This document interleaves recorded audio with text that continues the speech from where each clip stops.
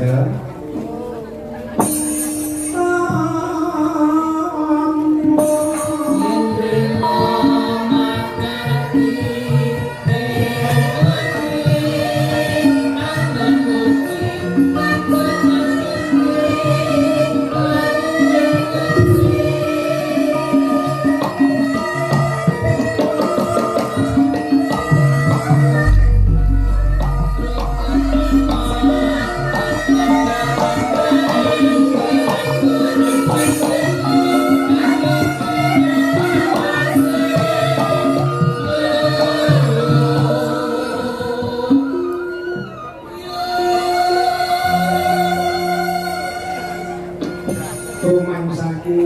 Sinom nyamat ki ora juare yo. Ya, senajan perkembangane tembang lagu ki akeh ning yang sinom nyamat utawa tembang maknatan iki ora gampang malah dinyuranke luwih-luwih para sepuh wingi sepuh ngaji sepuh sing seneng akan budaya tembang budaya layak budaya Jawa. Ya, sinom nyaman pancen nyampun tenan. Monggo dilajengaken jeneng.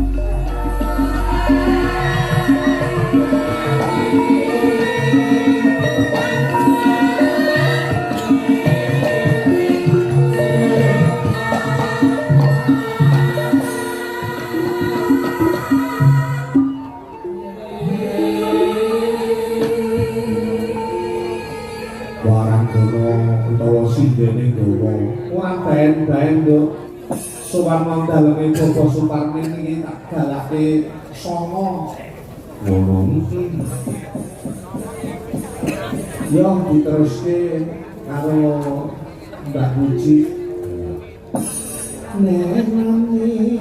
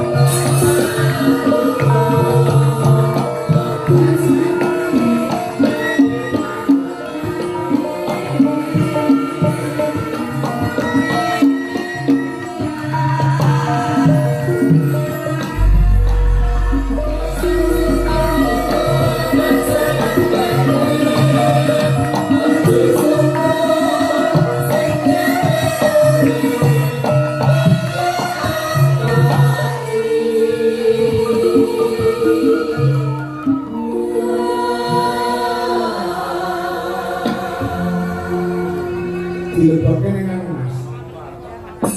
Itu sasi aku ketemu Apa kangen sapa sing mbang. Wah. Ing era buku karo budeteng. Kurang urip Surasana, Bu. Ayo kembali ning Ranger. Namo dari dhewe.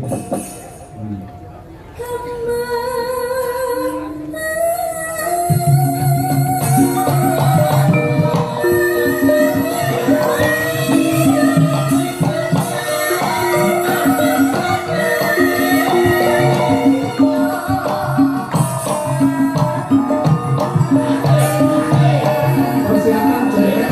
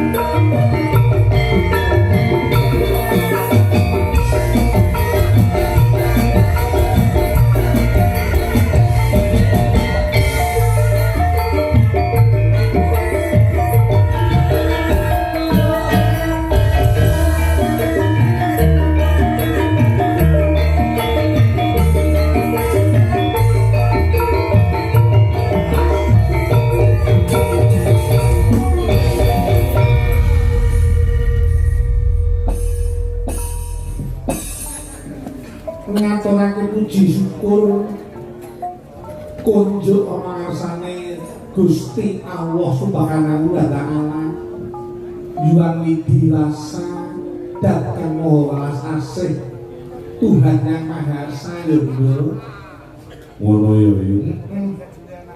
dina kalungguhan iki kasempatan ditimbangi kalian panjenengane Bapak Suparmin Bu Suminah dukuh kerajaan desane Nongkodono Kecamatan Kauman Ponorogo wah jan tenan kok wong iki kok mongso aja ngino marang sepadha iki tenan lho sebabe apa aku yen dulu kalau panjenengane Bapak Suparmin Ibu Suminah priyayine lugu genah dulu ning TKT gede lho ngono lah cara tulung agungan Pak Suparmin iki cara anu iki tani ketut iya ning aja dianggep ngono ki ora duwe kedewasaan toto ora duwe jiwa kasepuan nyatane panjenengane menepati janji nalika semono panjenengane nate nadar raton aku diparingi rezeki sehat walafiat pinanggan yuswa tetukulan mulu pametune bumi iso mencukupi besok aku arep nganakake tasakuran kanthi nanggap wayang canggih yo wis disebut canggih yo awake dhewe aku krungu yen sing kudune mayang iki awake dhewe iki yo lagi iki mau lho umpama roh aku yo awake dhewe regane tak duwune neh lho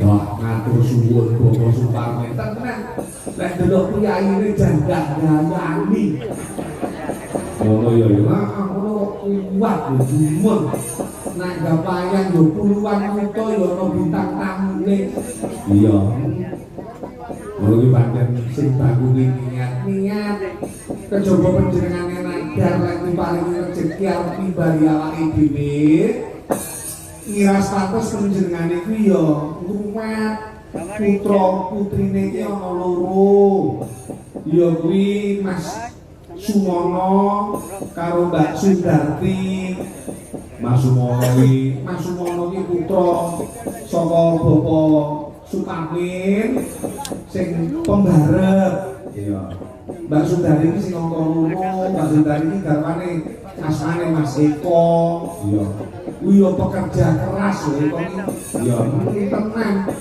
dadi lek cara Bapak Suparmin iki mundhut putra mantu Mas Eko iki cocok anak mantune yo sregep nyambut gawe wiwit cilik yo ahli laku dalam arti ahli laku iki pancen pembisnis jual beli buah lan sapanunggalane dadi ning kene iki tekane Mas Eko iki termasuk tumbuh tutup ana daleme Bapak Suparmin dasar bapak wong sepuh iki sregep kalingguhan putra mantu yo sregep nek ngono ndadekake kecukupan apa sing dadi sedya lan begayuane iya nah dhewe suami nampa dono ngene iki yo setengahe apa kuwi golek pasaran lho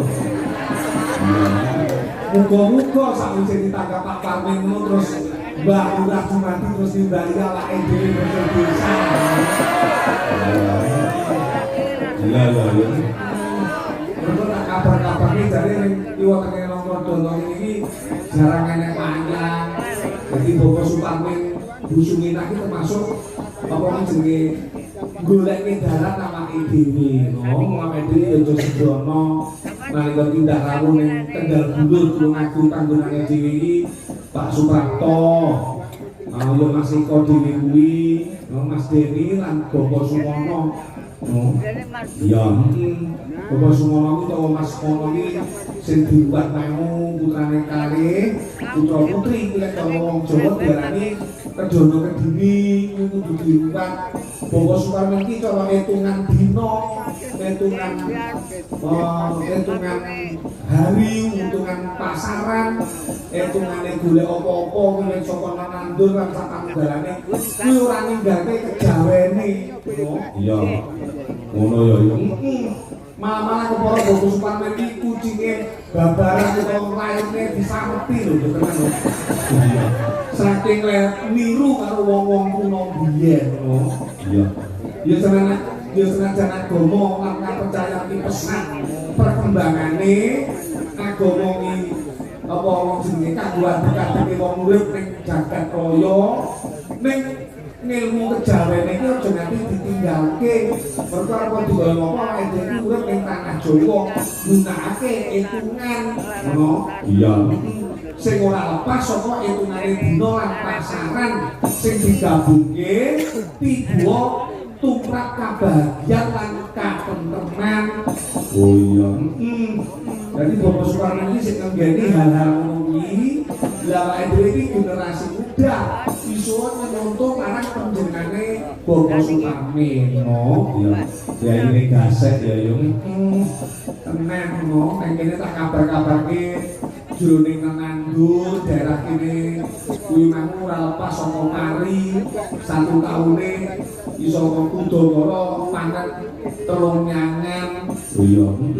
Mula awake dhewe iso nderek muji muga-muga Bobo Suparman sakeluarga kali sing sambit kala ramalan sawiji apa tansah pinaringan kawilujengan lahir batin sehatin jiwa raga pinanjang yuswa lan matur suwun atas kerawuhane para bapak ibu ingkang sampun kepareng rawuh ing dina kalungguhan iki. Muga-muga pandonga pamujine para bapak ibu ingkang sampun kepareng rawuh dadi srana slamet kabeh para warga, slamet donya, slamet akhirat, kecukupan apa sing dadi niat hajate, ketekan apa sing dadi sediane pinanjang yuswa lancar rezekine. Amin Allahumma amin. Wis ngomae dene awake dhewe wakile tuan rumah mbok menawa Bobo Suparman ki anggone nyaosi pakurmatan wiwit saka pinarakan unjukan daharan kurang nuju prana Bobo Suparman nyuwun pangapura. Iya, ora bumbuan lho yo. Dak panjenengane tasakuran kok, Bu. Dadi panjenengane iki termasuk pejuang seni. Berjuang demi kemajuan seni budaya lan awake dhewe iki pelaku seni. Kok diarani pejuang seni? Pejuang iki mesti gelem berkorban. Kula panjenengane berkorban tenaga, pikiran, bahkan seperangan harta bendane kanggo nguri-uri budaya bangsa ben iso saya rembaka. Lah awake dhewe pelaku seni tanpa didukung karo para pejuang seni ora bakal bisa berkembang seni budaya ing bangsa. Kula Bobo Suparman Ibu Suminah setitik akeh iki minangka dadi pejuang seni sehingga iso dadi srana ngrembakane seni budaya bangsa luwih-luwih jroning seni pewayangan. Oh iya. Dene awake dhewe sing minangka dadi tangi limbuk aja pisan-pisan dadi srana pemecah belah bangsa, ning tangi limbuk iki dadi srana pemersatu para warga.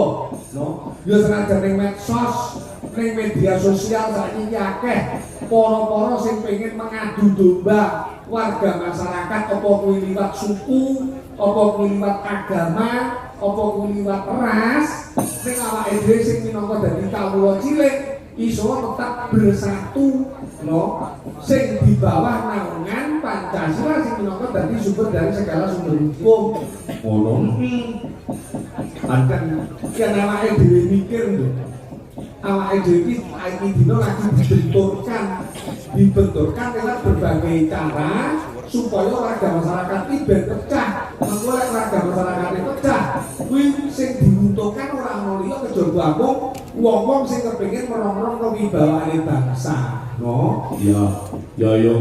Dene carane pecah wargane iki yo kuwi mau sing tak aturke liwat suku, luwih-luwih saiki dina iki liwat agama. Aja meneh kok beda agama. Senajan seagama, umpamane agama Islam, dina kalungguhan iki akeh wong bedane kiai, bedane tafsir, bedane ngarep omahe iso ndadekke gundreng suasana. Mula awake dhewe sing mayoritas beragama Islam aja membedakan kuwi saka pondok pesantren endi saka pondok pesantren endi sing baku kabeh dirangkul minangka dadi dulur, minangka dadi kanca, minangka dadi batin saéngga iso mempererat tali persaudaraan. Bedane tafsir aja ndadekake perpecahan, bedane akidah aja ndadekake perselisihan, ning kabeh ki mau dadi asrama pemersatu lan keindahan dalam hidup berbangsa dan bernegara, no? Ya, yo, ya neng desa yo manut aturane Pak Lurah utawa Bapak Kades. Mergo jroning Quran lan hadis wis dawuhke ati kula Rasul bahwa lan minggu taat karo Gusti Allah, taat karo Rasule, taat karo negarane, lek negara yo piye ya manut apa sing dadi perintahe pemerintah desa. Mulai ini coba matur suwun karo Pak Pangin. Uga terima kasih karo pemerintah desa. Luwe-luwe nek nongko dono kene termasuk penjare Mbak Lurah, sak setapipun, sak perangkatipun, bapak-bapak Timmas, Babinsa, Babinkan Timmas, munggahe nek kon pinter matur suwun atas diadakannya utawa diberikannya izin pagelaran yang beriki. Juga mengucapkan banyak terima kasih kalau konco-konco Karang Taruna dina iki wis kompak banget lho Karang Tarunane nom-nomane yo giat gigih dalam hal ikut menetralisir dan menenteramkan suasana. Gimana aku ketemu karo bolo-bolo Karang Taruna, muga-muga sukses. Mergo sithik akeh para nom-noman ki calone dadi apa jenenge penerus generasi tua, no? Ya muga-muga yang duweni jiwa nasional. Nduk, sakeh-sakeh sing diaturake bangune dina iki awake dhewe partai ini menghibur, ya. Iki diaturake niat hajate Pak Parmin wis diaturake. Sing bagus saiki awake dhewe taos hiburan. Ya, sadurunge taos hiburan iki arepe njajal merintahke karo anak wadon telu. Oh, ya. Sapa wae kanggo pambuka campur sari nyuku Semaradani lan kawitan Nuhamong Rasa.